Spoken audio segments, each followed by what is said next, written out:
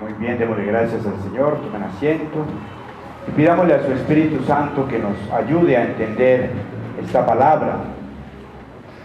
Bien, seguimos en este itinerario de Pascua y nos podemos dar cuenta cómo el libro de los Hechos de los Apóstoles nos ha venido mostrando toda la historia de la iglesia, el inicio de las primeras comunidades, de los primeros ministerios, de los primeros compromisos que asumen cada uno de los ministerios.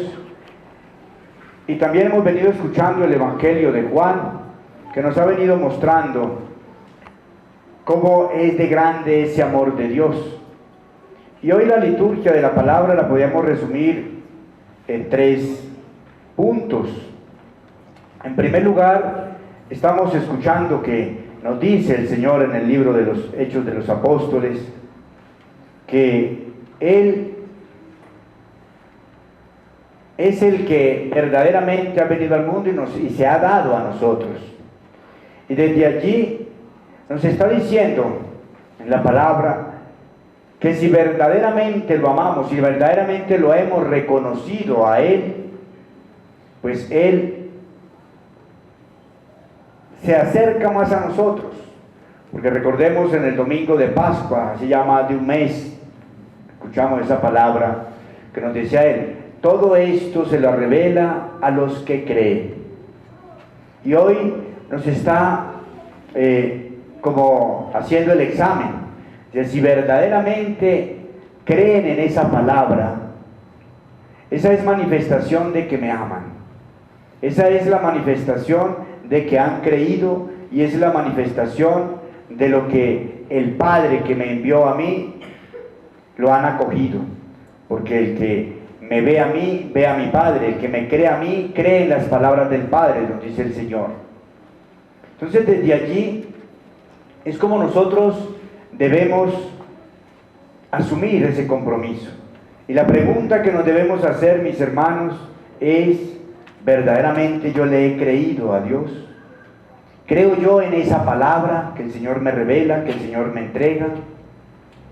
¿Verdaderamente yo estoy haciendo ese itinerario como Dios me lo pide, como Jesús me lo pide? Dios Padre le entrega esa palabra al Hijo, que es Jesús. Jesús se las entrega a sus apóstoles. Los apóstoles le entregan eso a los discípulos. Los discípulos, nosotros venimos escuchando esta palabra a lo largo de la historia, como la tenemos ahora en nuestra Biblia. Y eso hace que se convierta en una cadena de asumir nosotros y de creer en esa palabra de Dios. A ejemplo de los discípulos, a ejemplo de los apóstoles que anunciaron al Señor con esa misión, como nos lo presenta hoy el libro de los Hechos, y que hoy están llegando a ese resumen final, que fue el resultado de lo que salió del primer concilio de la iglesia en Jerusalén, que a raíz del anuncio de esa palabra que hicieron los apóstoles, los discípulos, el Señor creyó, todos los gentiles, todos los griegos, gente que no era judía, creyeron en esa palabra y se adhirieron a esa palabra, se hicieron cristianos. Pero toda esta historia es para mostrarnos de que la iglesia, o que toda la vida en la iglesia ha habido inconformismos, ha habido problemas, y que así como hoy también hay contraventores contra el cristianismo, desde un comienzo también hubo fuerzas que no querían, partiendo desde Pablo. Recuerden que Pablo tenía todo su plan para extinguir el cristianismo, pero que el Señor le desbarata esos planes y después de ser el primer perseguidor se convierte en el primer anunciador. Y entonces, a raíz de esas contravenciones que se daban, hubo necesidad de que le consultaran a los apóstoles qué se iba a hacer con esa gente que venía del paganismo, que traía costumbres de hacer sacrificios a ídolos, que había mucho desorden en el ámbito sexual, porque había lesbianismo, había mucho homosexualismo en el ambiente, sobre todo en los pueblos griegos. Y entonces los fariseos, que eran riguristas en la ley de Moisés, dijeron, si esos vienen a hacerse cristianos, pues tienen que cumplir a rigor la ley de Moisés, y por tanto tienen que circuncidarse. Entonces se fortó esa polémica, y por eso el resultado de este concilio de Jerusalén, el primer concilio de la iglesia, le dicen que no es necesario ponerle tanta carga a una persona que está abrazando la fe. No quiere decir con eso que tienen que ser laxos, no, sino que a una persona que todavía es un bebé espiritual, antes por el contrario hay que acompañarlo, hay que guiarlo y hay que mostrarle el camino. Y eso es lo que van a hacer estos catequistas, a esos niños y a esos jóvenes, fundamentarles o ayudarles a fundamentar eso que ya han aprendido estos niños y estos jóvenes en el hogar. Porque es que en el hogar es donde se aprende, donde se educa. No es en la escuela, no es en el colegio, no es en la universidad. Es en el hogar. Entonces, ellos van a ayudarles a fundamentar ese papel que han hecho ustedes, padres y padrinos. Recuerden el compromiso que asumen cuando se bautizan, del papá, de los padres y de los padrinos. Entonces, eso es lo que van a hacer los catequistas, ayudarles a fundamentar esa fe para que crezcan. Así como lo hicieron los apóstoles y los discípulos en esa primera misión que hizo Pablo con Bernabé, y que ahorita en esta segunda misión va Timoteo y van otros cuantos discípulos que se añadieron a compromiso de ir a anunciar también.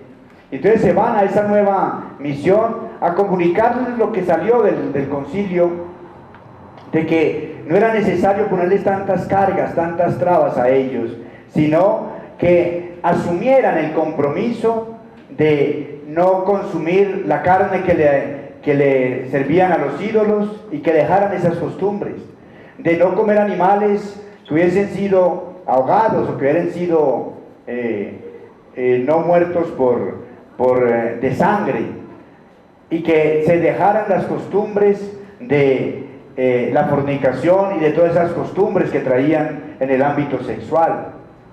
Y se dan esa tarea. Entonces desde allí le creen, desde allí esta gente se adhiere y siguen adelante.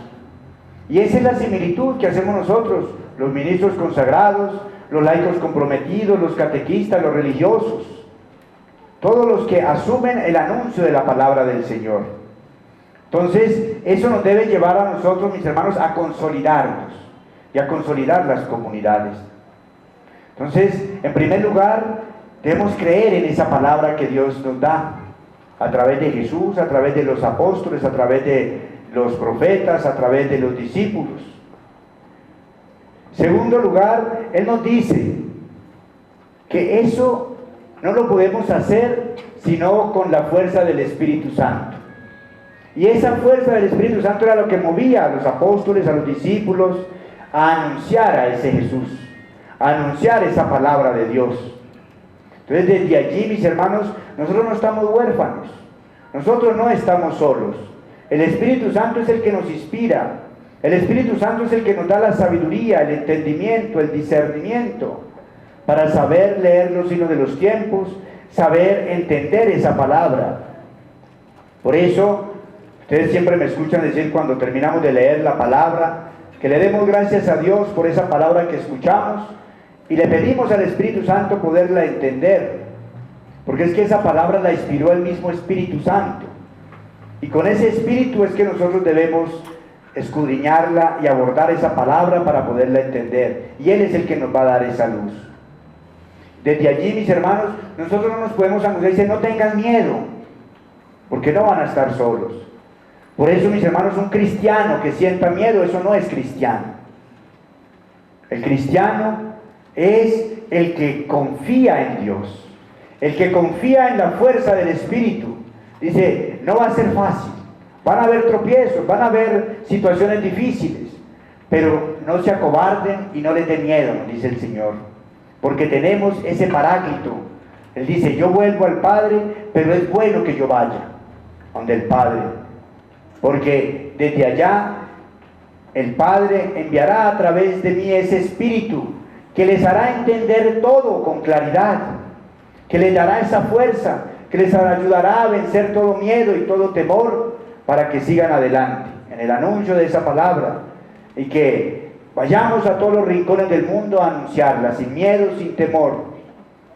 Por eso nos advierte Dios, van a llevarlo ante los tribunales, van a apedrearlos, van a encarcelarlos, van a golpearlos, pero no se acobarden, que el Espíritu Santo es el que está con ustedes y Él es el que va a hablar por ustedes si los llevan a los tribunales.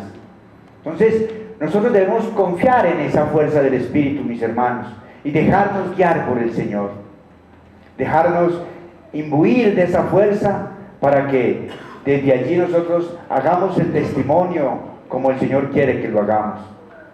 Por eso, que nada nos acobarde, que nada nos impida a nosotros, desde luego viviendo nuestra vida coherente, viviendo en lo que pensamos, en lo que decimos y en lo que hacemos, el Señor siempre nos va a respaldar.